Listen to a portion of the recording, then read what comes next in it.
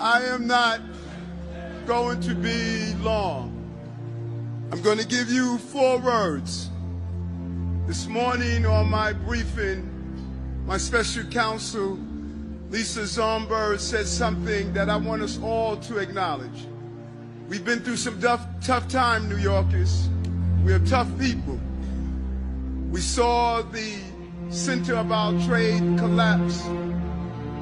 We saw some of the horrific actions that played out on the stage of our city and our country. But she said something that hits me to my soul. She stated to our team, we are not all right.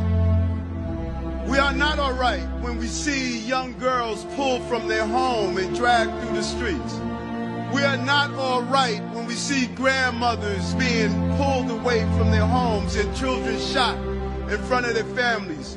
We are not all right when right here in the city of New York you have those who celebrate at the same time when the devastation is taking place in our city.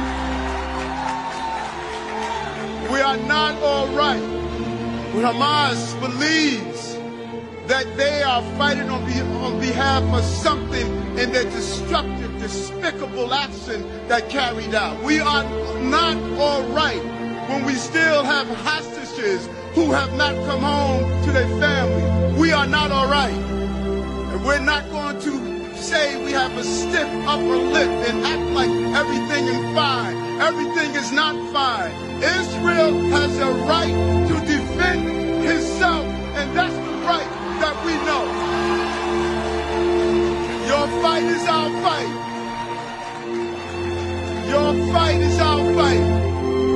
Right here in New York, we have the largest Jewish population outside of Israel. This is the place that our voices must raise and cascade throughout the entire country. We will not be all right until every person responsible for this act is held accountable. We don't have to pretend.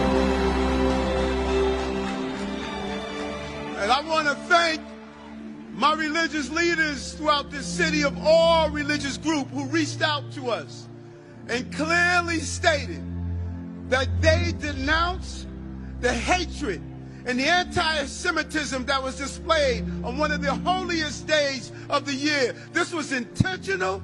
This was bitter. This was nasty.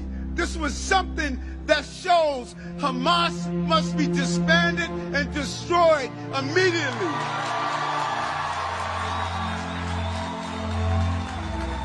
So I say to you, I'm not here because I'm your mayor.